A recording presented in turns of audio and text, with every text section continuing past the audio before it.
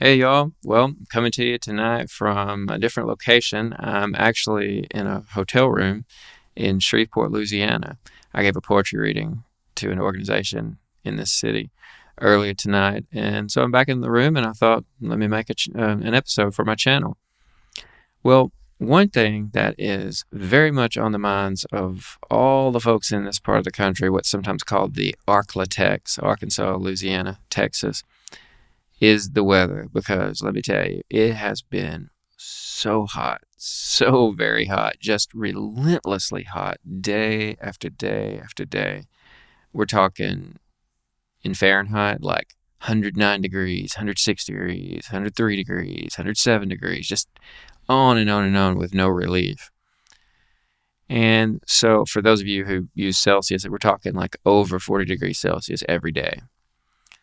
And it's just, as I say, relentless, and people are desperate for some fall weather. So I thought, well, since we don't have actual fall weather, let's create some spiritual weather, some interior weather that will feel autumnal. And one way to do that is to enjoy some poetry that captures that enchantment of the fall season that most of us look forward to and love.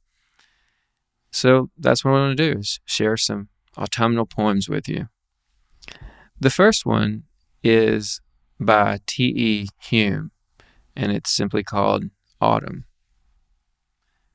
A touch of cold in the autumn night. I walked abroad and saw the ruddy moon lean over a hedge like a red-faced farmer. I did not stop to speak, but nodded, and round about were the wistful stars with white faces like town children.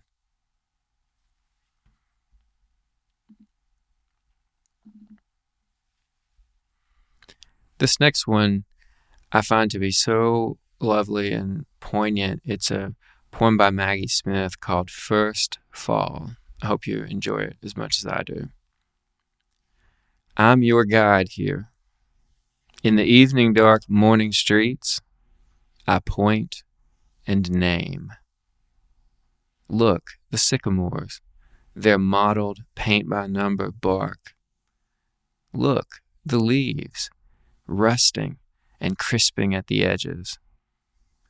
I walk through Schiller Park with you on my chest. Stars smolder well into daylight.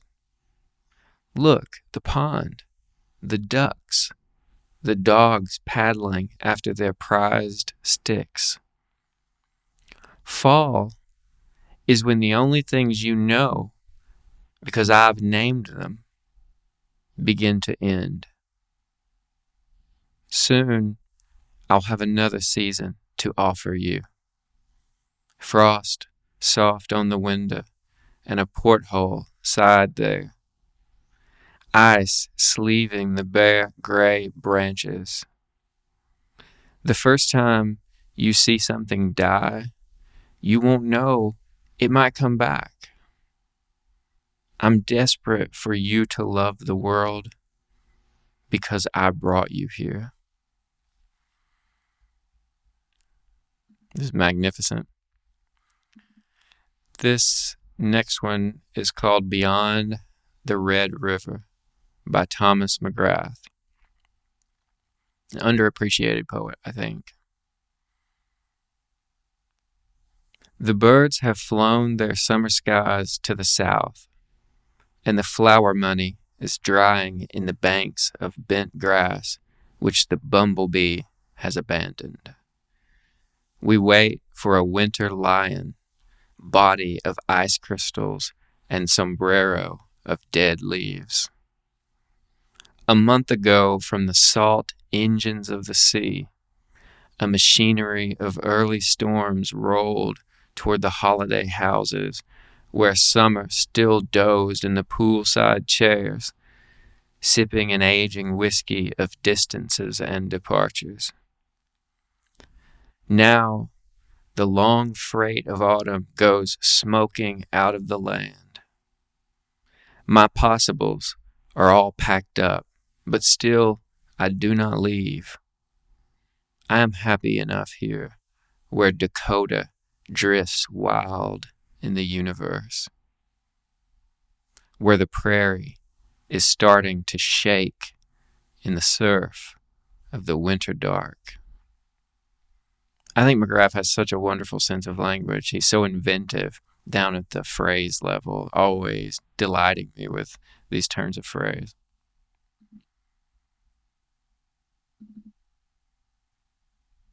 This next one is by Gillian Clarke. It's called Plums. When their time comes, they fall without wind, without rain. They seep through the trees' muslin in a slow fermentation.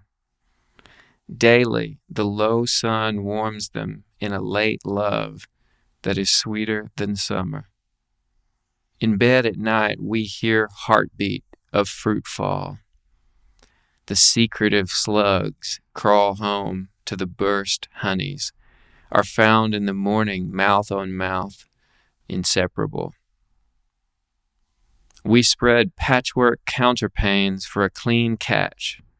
Baskets fill, never before such harvest. Such a hunter's moon burning the hawthorns, drunk on syrups that are richer by night when spiders pitch tents in the wet grass.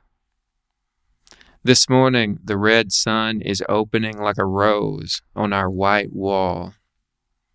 Prints there the fishbone shadow of a fern. The early blackbirds fly guilty from a dawn haul of fallen fruit. We too breakfast on sweetnesses. Soon plum trees will be bone, grown delicate with frost's formalities. Their black angles will tear the snow. See, I'm starting to feel less hot and weary of summer already just by reading these poems. This next one is called Beginning. It's by James Wright, a favorite poet of mine. The moon drops one or two feathers into the field.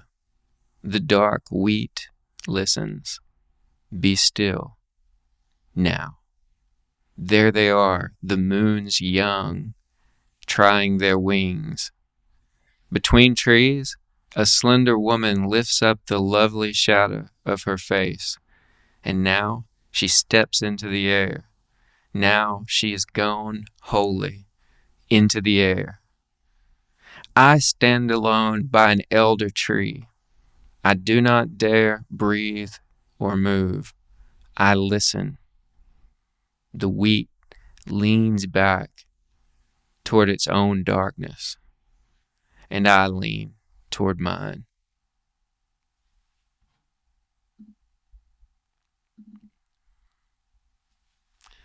This next one is so delightful. Sometimes there is a poem you encounter that has such charm to it that you'll never forget it. That's how I felt the first time I read this. I also felt that way about William Carlos Williams's This Is Just to Say, which is another poem about plums, actually. And I think most people know, most of you who are students of poetry will know that William Carlos Williams poem. This one by Carl Sandburg is called Theme in Yellow.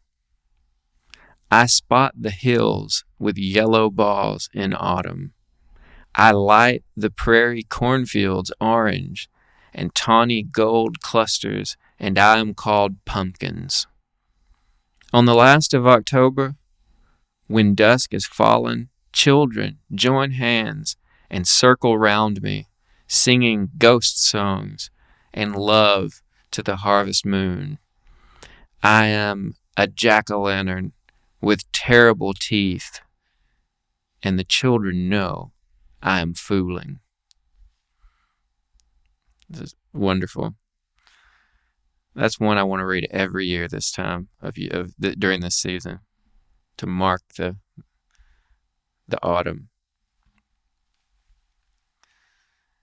This is my last one, and this is a beautiful poem by David Baker. It's called Neighbors in October. I wanted to end with this one because hoping that through the experience of enjoying these poems together, we become neighbors in a certain autumnal feeling. Neighbors in October by David Baker. All afternoon, his tractor pulls a flat wagon with bales to the barn, then back to the waiting, chopped field. It trails a feather of smoke. Down the block we bend with the season, shoes to polish for a big game, storm windows to batten or patch. And how like a field is the whole sky now that the maples have shed their leaves too. It makes us believers, stationed in groups, leaning on rakes, looking into space. We rub blisters over billows of leaf smoke, or stand alone, bagging gold for the cold days to come.